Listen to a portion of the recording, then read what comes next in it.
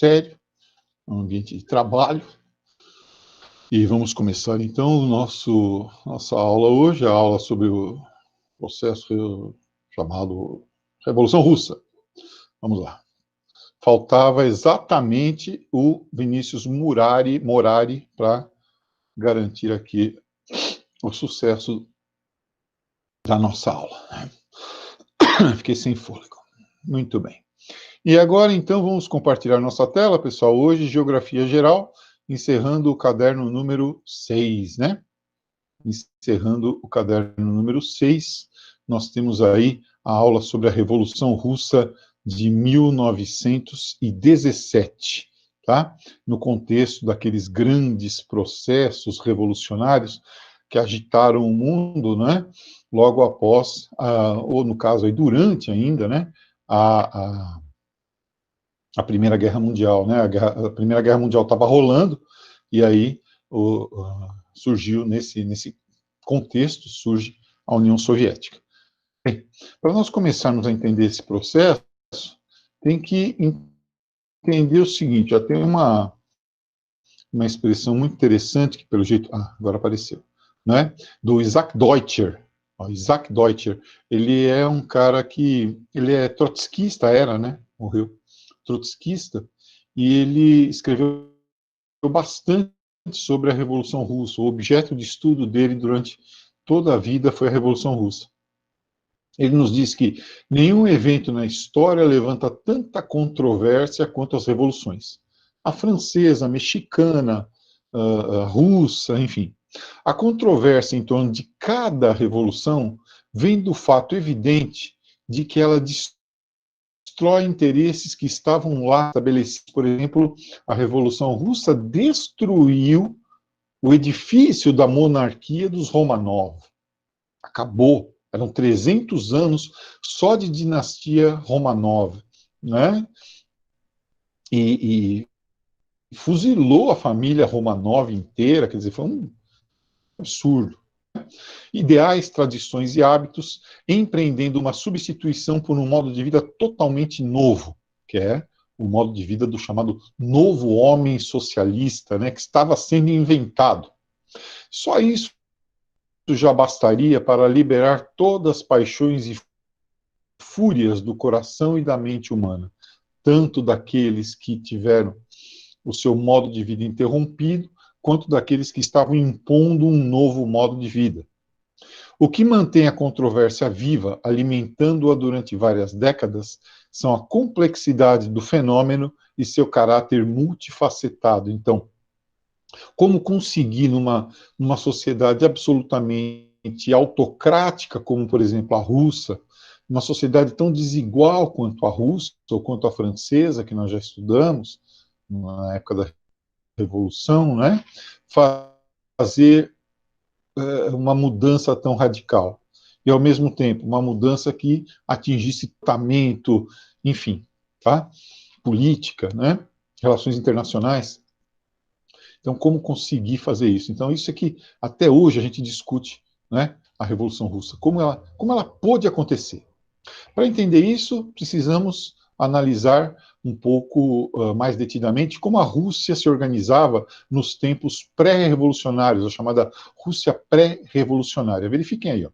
Primeiro, não é nem absolutismo. A gente coloca absolutismo na falta de um termo mais absoluto. Né?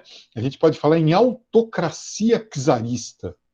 Autocracia czarista. O czar, né, que era o imperador lá da Rússia, da família Romanov, como eu falei, há 300 anos no poder, como sua propriedade particular. E ele fazia o favor de proporcionar aos russos, né, moradia naquele lugar ali e cobrava, né, em troco dessa proteção, dessa organização, ele cobrava aí a possibilidade deles morarem lá e cobrava a lealdade absoluta deles. Né? Uma sociedade absolutamente rural, né, inclusive com os grandes proprietários dominando o trabalho dos mujiks, né, dos camponeses, os mujiks, né, os caipiras de lá, né, Uma industrialização que estava se fazendo de forma dependente, com capitais vindos da Inglaterra, da França, da Bélgica e da Alemanha. A Rússia czarista estava se industrializando, mas ainda com muitos hábitos do campo, uma burguesia fraca, uma burguesia controlada pelo Estado czarista, uma burguesia dependente, sem projeto político próprio, e uma burguesia concentrada em poucos lugares. Olha aqui, ó. Né, um proletariado e uma burguesia industrial concentrados em Moscou, Leningrado, um pouquinho mais lá para baixo, em Volgogrado, né? Stalin queria depois, tá? Então, era fácil para um grupo revolucionário mobilizar essa camada, esse proletariado. Era fácil fazer esse proletariado resistir, né, à exploração e pegar em armas, até por conta da miséria. E esses, olha que inteligente, isso aqui é inteligente. Não havia um modelo centralizado de sindicalismo. Havia um modelo em rede de sindicalismo. Isso lá no início do século XX. Foi mais ou menos o que os caminhoneiros fizeram há pouco tempo atrás na sua greve, que parou o Brasil, e teve um impacto aí de 0,5% de crescimento no PIB, é bastante, bastante, tá? Os operários se organizavam em sovietes, em conselhos, tá? Então, cada fábrica tinha o seu conselho, cada quartel tinha o seu conselho, né? Então, é uma organização descentralizada. Daí saiu o representante para o Conselho Supremo e assim por diante. Por isso que a gente fala em União das Repúblicas Socialistas Soviéticas, né? Por isso que quando Lenin assume o poder, ele diz todo o poder aos sovietes, todo o poder aos conselhos de trabalhadores, camponeses e operários, camponeses e militares. Então, era muito fácil mobilizar esses trabalhadores. Tá? Ó. Olha aqui as coisas que eu estou falando. Ó. A autoridade do czar nunca foi limitada. Não havia constituição lá. As pessoas eram obrigadas a servir ao Estado. Né? Mas todas as pessoas. A terra russa era considerada propriedade do czar. Né? Ele não tinha muitas fazendas, ele tinha uma fazenda, a Rússia. Tá? Com aquele tamanho que tem a Rússia. A ideia de serviço é a amplitude ilimitada da ação do Estado. Então, o Estado fortíssimo, autocrático, comandando todas as esferas da vida da pessoa. A diferenciação entre atribuições legislativas, a falta de diferenciação entre o legislativo, judiciário e executivo, com uma burocracia que mandava em tudo. Se algum dia vocês puderem ler um livro, se vocês fizerem isso por mim, eu vou agradecer. O nome do livro é A Morte de Ivan Ilitch, que mostra aí como que era essa burocracia. E o uso da força, né? Principalmente através do exército, principalmente através das tropas de choque do czar, os cossacos, né? Que era uma espécie de guarda particular do czar para reprimir manifestações. Então era um estado difícil de viver, né? No início do século XX, a oposição ao czar se fazia pelos populistas, que defendiam, então, a ideia de um governo democrático, baseado no princípio da propriedade privada, os kulaks, proprietários rurais, né, pequenos proprietários rurais. O Partido Constitucional Democrata, que era o partido do príncipe Lvov, que queria uma monarquia, a continuação da monarquia, afinal de contas, ele era nobre, mas uma monarquia em que o czar tivesse seus poderes limitados por uma constituição, ao modelo da Inglaterra, né, mais ou menos ao modelo da Inglaterra. E esse cara aqui, ó, o Partido Operário Social Democrata Russo, esse aqui queria uma revolução.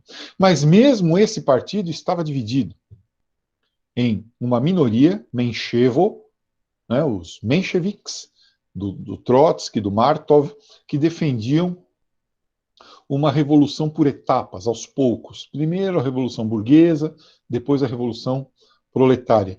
E a maioria do partido, comandada pelo Lenin, Bolchevo, né, por isso bolcheviques, Lenin mais Stalin, né, o grupo que vai realmente comandar a revolução, que queria a implantação do socialismo através de uma revolução que abolisse de uma vez por todas o Estado czarista.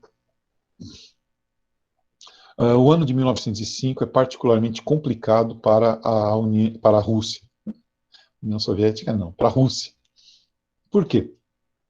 Nesse ano nós tivemos, primeiro, a derrota da Rússia, que foi uma humilhação, né, o gigante russo derrotado pelo anão japonês, era o que se dizia na época. Né? Você tem que tomar cuidado quando você mexe com um anão. Quer dizer, igual o Bolsonaro, que levantou um anão pensando que fosse uma criança. Não pode. Você tem que deixar esses lugares pequenos e as pessoas pequenas aí também em paz. Olha, a derrota da Rússia na guerra russo-japonesa de 1905, abrindo caminho para o Japão ocupar a região da Manchúria chinesa, o porto de Vladivostok, né? Essa batalha, principalmente, teve um aspecto naval, foi a grande batalha de Tsushima. Muito frio nesse ano, o povo se organiza numa manifestação pacífica às portas do Palácio de Inverno do czar e são recebidos a bala pela polícia do czar, pelos cossacos.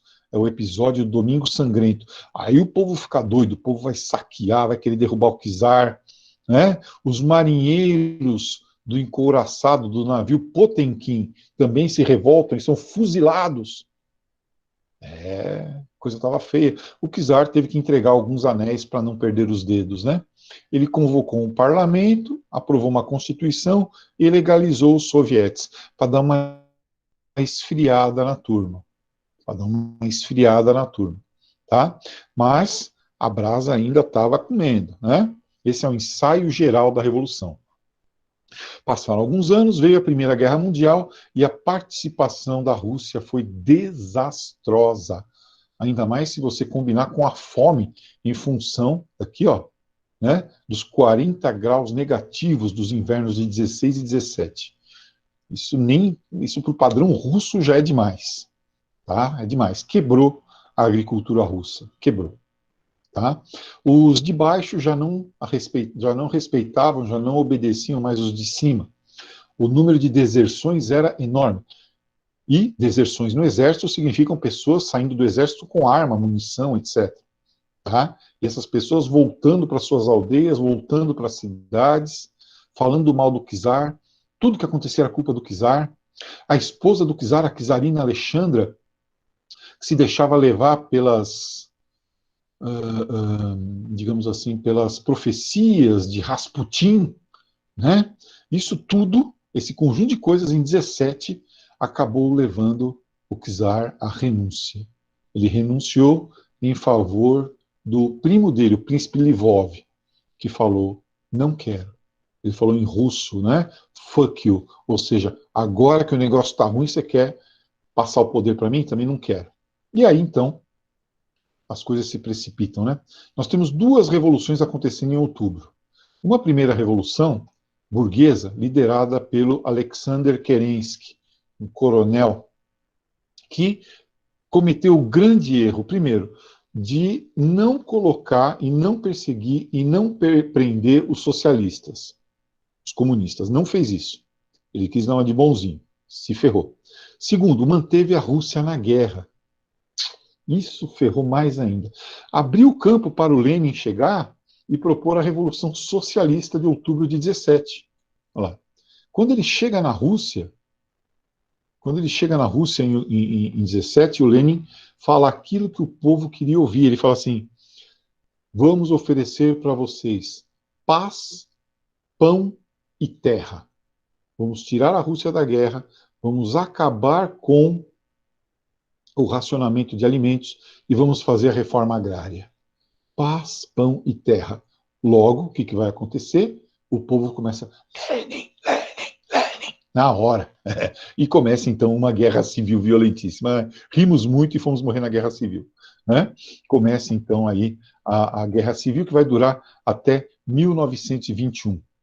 O Exército Vermelho dos comunistas, liderado pelo Trotsky, contra o Exército Branco dos reacionários. Tá? Então, reforma agrária, alimentos e sair da guerra. Olha lá, paz, pão e terra, né? Não cumpriram nenhuma dessas promessas. As teses de Abril, de Lenin, todo o poder aos sovietes, o brutalismo soviético, né? Bem, aí vem as primeiras medidas dos russos, né, da União Soviética, dos soviéticos. A anulação de todos os títulos da igreja com o confisco da igreja ortodoxa, muito poderosa, né, com o confisco das suas terras. Separar Estado e igreja, promover a liberdade de imprensa, garantir a eleição de juízes pela população. Vocês estão notando que isso aqui são coisas democráticas, né? Ó? São coisas legais, né? Só que nada disso adiantou, né, pessoal? Nada disso continuou.